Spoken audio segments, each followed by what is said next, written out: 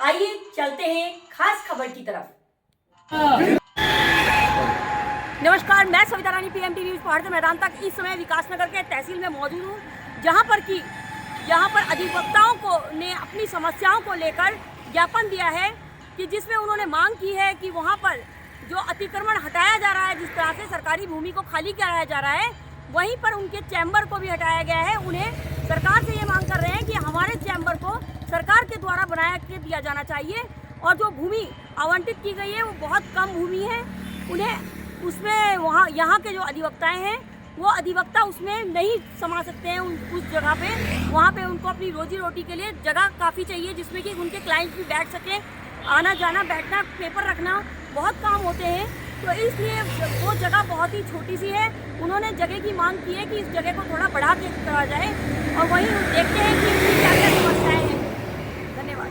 राज्य सरकार होश में आओ, राज्य सरकार होश में आओ, राज्य सरकार होश में आओ, राज्य सरकार होश में आओ। अधिवक्ता एकता जिंदाबाद, अधिवक्ता एकता जिंदाबाद। हमारी मांगे पूरी करो, हमारी मांगे पूरी करो, जिंदाबाद जिंदाबाद। उत्तराखंड सरकार होश में आओ, होश में आओ, होश में आओ, उत्तराखंड सरकार होश में आओ, होश में आओ, होश में आओ, उत्तराखंड सरकार होश में आओ, होश में आओ, होश में अभी आओ। तो ली अंगड़ाई है, आगे और लड़ाई है, अभी तो ली अंगड़ाई है, आगे और लड़ाई है, अभी तो ली अंगड़ाई है, आगे और लड़ाई है। इनकलाब जिंदाबाद, जिंदाबाद जिंदाबाद, इनकलाब जिंदाबाद, जिंदाबाद जिंदाबाद, इनकलाब जिंदाबाद। जिंदाबाद जिंदाबाद। चाहे जो मजबूरी हो मांग हमारी पूरी हो, चाहे जो मजबूरी हो, मांग हमारी पूरी हो, चाहे जो मांग हमारी पूरी हो।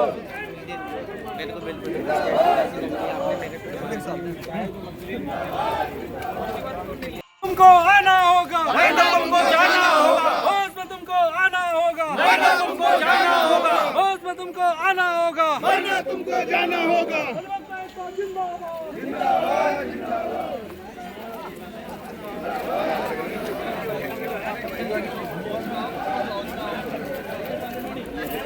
तुमको आना होगा, वरना तुमको जाना होगा। इनकलाब जिंदाबाद, जिंदाबाद जिंदाबाद, अधिवक्ता एकता जिंदाबाद, जिंदाबाद जिंदाबाद, अधिवक्ता एकता जिंदाबाद, जिंदाबाद जिंदाबाद, अधिवक्ता एकता जिंदाबाद। जिंदाबाद जिंदाबाद, जिंदाबाद। हमारी मांगे पूरी करो, हमारी मांगे पूरी करो, पूरी करो। देखो आज यहाँ हम सब अधिवक्ताओं के लिए यहाँ पर राज्य सरकार मुख्यमंत्री को ज्ञापन देने के लिए द्वारा एसडीएम महोदय यहाँ पर उपस्थित हुए हैं। हमारी जो मांगे हैं, हमारे अधिवक्ता गण के लिए चैम्बर जो सिविल कोड, नई सिविल कोड जो राज्य सरकार उस 240 वर्ग मीटर जमीन में भी कोई निर्माण कार्य हमें चैम्बर बनाकर नहीं दे रहे हैं।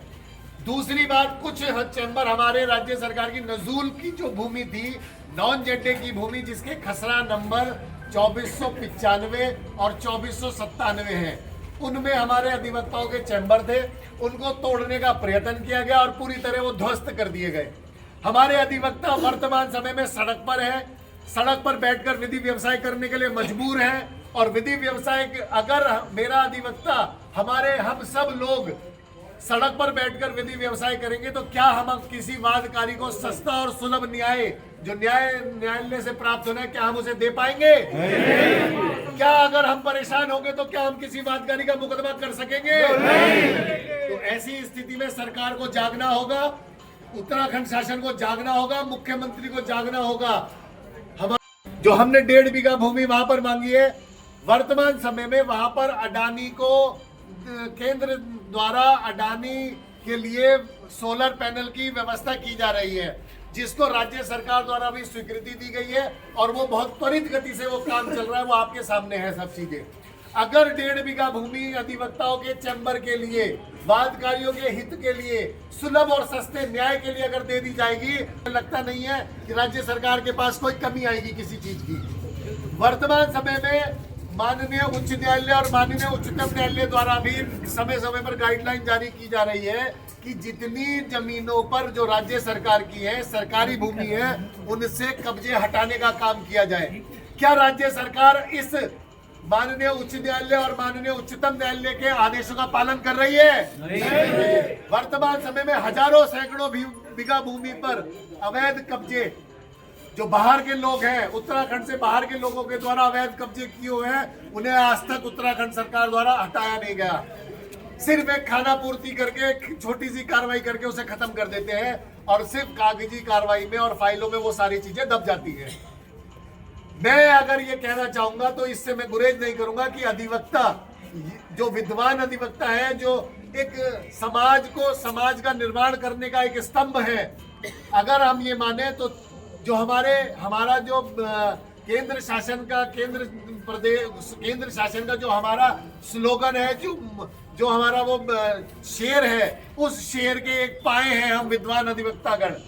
और अगर हम लोगों को इस विधि व्यवसाय से वंचित करने का काम किया जा रहा है, हमें जमीन नहीं दी जा रही है, हमें बैठने की व्यवस्था नहीं दी जा रही है, हमारे चैम्बर शासन निर्माण करके नहीं दे रहा है, तो हम लोग धीरे धीरे विधि व्यवसाय से बाहर होते चले जाएंगे। जो मांगे हैं वो डीएम साहब के पास 2-3 दिन दी जा चुकी है। आज के पेपर में भी अगर आप पढ़ेंगे तो लंबी वार्ता के संबंध में 2 बार शासन से, मुख्यमंत्री से और कई मंत्रियों से वार्ता हो चुकी है, देहरादून अधिवक्ताओं के पैनल की कमेटी की, लेकिन अब तक शासन द्वारा, जिलाधिकारी द्वारा कोई भी उस पर ठोस निर्णय नहीं लिया गया है। अगर ऐसा निर्णय ठोस अभी तक नहीं लिया गया तो हम लोगों के लिए, जो हम लोग आज जमीन की मांग कर रहे हैं ग्राम ढकरानी में, जिसके खसरा नंबर 2495 और 2497 है, उन खसरा नंबर पर हमें भी शायद भविष्य में लंबी लड़ाई लड़नी पड़ सकती है। और भविष्य में जब हम लंबी लड़ाई लड़ेंगे तो हमें भी सड़क पर आंदोलन होगा। मंजूर है? मंजूर है। और सरकार को इसके लिए चेताने के लिए आज पहली बार हम यहाँ उपस्थित हुए हैं कि अगर हमें उस जमीन का आवंटन किया जाता है, हमारे चैम्बरों का निर्माण किया जाता है शासन की धनराशि से, तो शायद इस चीज को स्थगित कर सकेंगे। वरना पूरे तहसील विकास नगर में भविष्य में आने वाले समय में सरकार, शासन और जिलाधिकारी इस संबंध में कोई भी अभी तक ठोस निर्णय नहीं ले पा रहे हैं। तो यहाँ पर कौन आया वो ज्ञापन लेने के लिए? नाजिर। 100 से ज्यादा गांव सम्मिलित है, लेकिन हमारी इस तहसील का दुर्भाग्य है कि हमारी तहसील में ना एसडीएम है, ना तहसीलदार है, ना नायब तहसीलदार है और कोई अधिकारी नहीं। ऐसी स्थिति में हम लोग क्या किसी वादकारी को हित कर सकेंगे? कैंप कार्यालय अधिवक्ता एकता जिंदाबाद, अधिवक्ता एकता जिंदाबाद, जिंदाबाद, अधिवक्ता एकता जिंदाबाद, अधिवक्ता एकता जिंदाबाद, उत्तराखंड सरकार होश में हो, उत्तराखंड सरकार होश में हो, उत्तराखंड सरकार होश में हो। अंगड़ाई है, आगे और लड़ाई है, अभी दली अंगड़ाई है, आगे और लड़ाई है। जिंदाबाद, अधिवक्ता एकता जिंदाबाद द्वारा शासन प्रशासन के द्वारा की जाएगी, तो एक दिन हम सब लोग इस विधि व्यवसाय से अलग थलग हो जाएंगे और ना हम किसी को सस्ता सुलभ न्याय जो जिसके लिए हम खड़े होते हैं वो भी नहीं दिलवा पाएंगे। तो मेरा अपनी कार्यकारिणी से निवेदन है कि भविष्य को देखते हुए हमने भी अपने चैम्बर निर्माण करने का कार्य शुरू करना है। नए अधिवक्ता हैं और सिविल कोर्ट के सारे अधिवक्ताओं को जब से 3 से ज़्यादा है, इसके बाद काफ़ी परेशानियों का सामना करना पड़ रहा है। सब लोग अपनी अपनी व्यवस्था के तहत बैठे हैं। कुछ तो बेचारे जूनियर अधिवक्ता हैं जिनके पास बैठने की व्यवस्था नहीं है, उनका भी हमें ध्यान रखना चाहिए। वो भी हमारे एक दिन वो भी, जिस कारण आज हम यहाँ खड़े हुए हैं, हमारी अपनी परेशानी है। परेशानी क्या है? जीविका उपार्जन। जीविका उपार्जन के लिए स्थान होना आवश्यक है, हर व्यक्ति के लिए आवश्यक है। बिजनेसमैन के लिए भी एक जीविका उपार्जन होता है और हमारे लिए भी होता है, डॉक्टरों के लिए भी होता है। जीविका उपार्जन के लिए स्थान मुहैया कराना अगर कोर्ट परिसर है तो गवर्नमेंट की ड्यूटी है, क्योंकि अधिवक्ता जब भी व्यवसाय करता है उसे माकूल स्थान चाहिए अपने लिए, क्लाइंट्स को बैठाने के लिए और लगभग कुछ किताबें रखने के लिए तो चाहिए ही चाहिए। और जो 240 मीटर ज़मीन मिली है, यानी 6 बिस्सा के अंदर 10 आदमी को भला नहीं हो सकता और ढंग से ऑफिस बनाया जाए। अगर हम गवर्नमेंट ऑफिसर यानी कि जो गवर्नमेंट का अधिवक्ता होता है और कोर्ट जो उसे मुहैया कराती है ऑफिस, उसको देखें कम से कम 10 बाई 8 का तो होता ही है।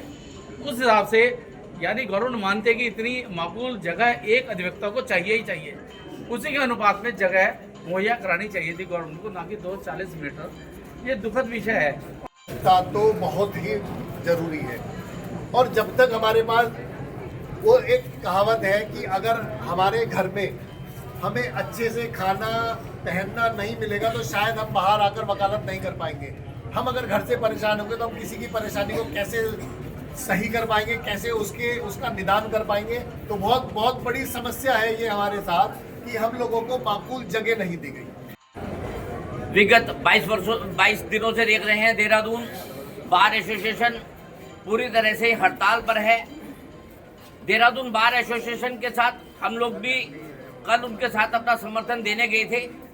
देहरादून बार एसोसिएशन की डिमांड है कि जो अधिवक्ता वर्तमान में जिन चैम्बरों में बैठे हैं, जिन्हें वहां पर 50 वर्षों से अधिक हो चुके हैं, उन लोगों के चैम्बर वहां से हटाए जा रहे हैं और 5000 वकीलों के लिए मात्र 5 बीघा जमीन हमें मिली है। इस बात को लेकर देहरादून बार एसोसिएशन आंदोलन है। उनका कहना है कि हमारे 5000 अधिवक्ताओं को चैम्बर के लिए कम से कम 15 बीघा जमीन चाहिए, और जहां पर इस समय अधिवक्ताओं के चैम्बर पूरी, अगर हम कचहरी की बात करें तो लगभग इस समय वहां पर 2000 चैम्बर के आसपास बने हुए हैं, जो कि सभी चैम्बर बहुत जल्दी तोड़े जाने वाले हैं। वो सारी भूमि स्वास्थ्य विभाग को आवंटित कर दी गई है, और जो सिविल कोर्ट परिसर वाली जगह है वो उन्होंने एक अतिथि गृह बनाने के लिए आवंटित की है। इस बात के लिए देहरादून बार एसोसिएशन ने ज्ञापन दिया, लेकिन प्रदेश सरकार ने अभी तक उन बातों पर ज़्यादा संज्ञान नहीं लिया। प्रदेश सरकार ने 2-3 चीज़ों के लिए अभी हमारी बातों को माना है कि जो हमारा NDAA में जो हमारा डेवलपमेंट चार्ज है 4.5 करोड़ रुपए के आसपास, वो हमें माफ़ करने के लिए उन्होंने कहा है। लेकिन जो सिविल कोर्ट में जो हमारे चैम्बर टूटे जाएंगे, उन चैम्बर के बदले हमें कहाँ पे जगह दी जाएगी और चैम्बर कैसे हमारे को बनाकर दिए जाएंगे, इस बात के लिए उन्होंने कोई व्यवस्था नहीं दी है। लेकिन हम लोग थोड़े विकास के, हम लोग एक शांत प्रवृत्ति के अधिवक्ता हैं, पर सरकार ये भी ना सोचे हम शांत प्रवृत्ति के अधिवक्ता है तो हम आक्रोशित नहीं हो सकते। जिस दिन हम आक्रोश में आएंगे तो देहरादून से ज्यादा हम बेशक 500 वकील है, लेकिन उससे ज्यादा बड़ी हम लोग खाट खड़ी कर देंगे सरकार की। रानी के सामने राज्य सरकार की नॉन एजेंटिव नजूल की भूमि है, जो कि विद्युत विभाग के नाम पर दर्ज है, जिसका खसरा अधिवक्ताओं के बरसात में खुले आसमान के नीचे खड़े होकर कार्य करना पड़ना है, जो कि अत्यंत असुविधाजनक है, जिस कारण राज्य सरकार को अविलंब अनुदान। यहाँ पर जो आपका प्रदर्शन हुआ है अभी, क्या कारण था सर? हम लोग देहरादून बार एसोसिएशन को कल अपनी विकास अगर बार एसोसिएशन से सहयोग और समर्थन देकर आए हैं, और ये समस्या जो देहरादून बार एसोसिएशन की है चैम्बर को बनाने को लेकर, जहाँ पर हमारे अधिवक्ता साथी अभी प्रैक्टिस करते हैं, जहाँ पर उनके 50 वर्षों से ज़्यादा समय से चैम्बर बने हुए हैं, वो जगह स्वास्थ्य विभाग को आवंटित कर दी गई है।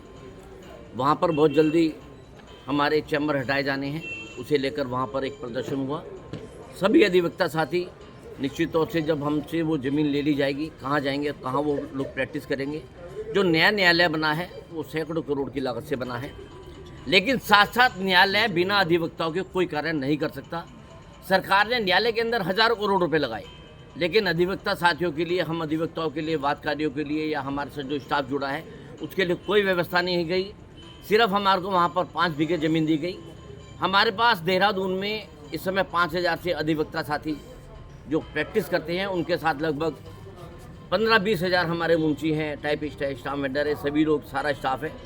इन सभी के सामने एक रोजी रोटी का संकट खड़ा हुआ है।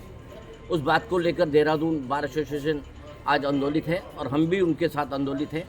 साथ साथ हम लोग काफ़ी समय से इस बात की भी डिमांड कर रहे हैं। विकास नगर बार एसोसिएशन में हमारे पास लगभग इस समय 500 अधिवक्ता हैं, और साथ साथ बहुत बड़ा स्टाफ, लगभग 2-2.5 हज़ार लोगों का हमारे साथ स्टाफ है।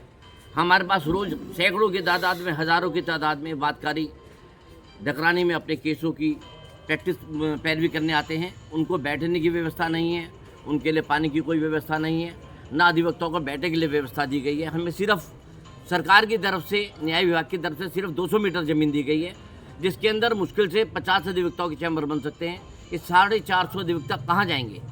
इसके लिए हमारी सरकार से इस बात की डिमांड है कि जो हमारा डकरानी में न्यायालय परिसर है उसके सामने अभी जो चैम्बर तोड़े गए हैं वो लगभग 1 एकड़ जगह है, जिसमें से हमें 3-4 बीघे ज़मीन का आवंटन होना चाहिए, जिससे हमारे अधिवक्ता साथी वहाँ पर बैठ सके। हमारा अधिवक्ता समाज हर तरह के लोग हैं हमारे साथ। बहुत से लोग ऐसे हैं जो डेली रोजी रोटी अपनी पैदा करते हैं। बहुत सा हमारे साथ स्टाम्प वेंडर टाइपिस्ट है जो डेली अपनी काम करके अपनी आजीविका चलाता है। अगर हमें ज़मीन नहीं दी गई तो हमारे सभी के सामने, हमारे सारे स्टाफ के सामने, वादकारियों के सामने बहुत बड़े संकट की स्थिति आएगी। और सरकार का ये ड्यूटी है। सरकार, जब हम किसी प्रदेश में निवास करते हैं वहाँ पे हम लोग कार्य करते हैं, पिछले 50-100 वर्षों से हम यहाँ कार्य कर रहे हैं। हमें सरकार का दायित्व है कि जब आप कोर्ट के लिए वहाँ पर 5.5 एकड़ ज़मीन देते हैं तो साथ साथ हमारे अधिवक्ताओं के और वादकारियों के लिए बैठने के लिए भी 1 एकड़ ज़मीन दी जानी चाहिए। हम तो 1 एकड़ भी नहीं मांग रहे हैं।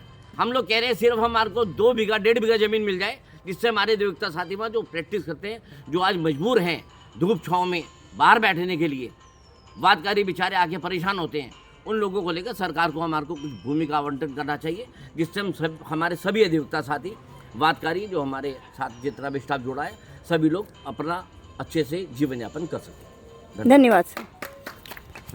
मात्र 200 वर्ग मीटर जमीन दी गई, क्या ये अनुचित है? और निश्चित रूप से उस 200 वर्ग मीटर जमीन में हमारे 500-550 अधिवक्ता जो प्रैक्टिस करते हैं वो नहीं आ पाएंगे। अभी हमारे न्यायालय के सामने एक विद्युत विभाग की जमीन थी जिस पर सोलर पैनल लगाने का काम सुचारू रूप से चल रहा, पीछे से चलता आ रहा है। वहाँ से हमारे अधिवक्ताओं के चैम्बरों को तोड़ दिया गया।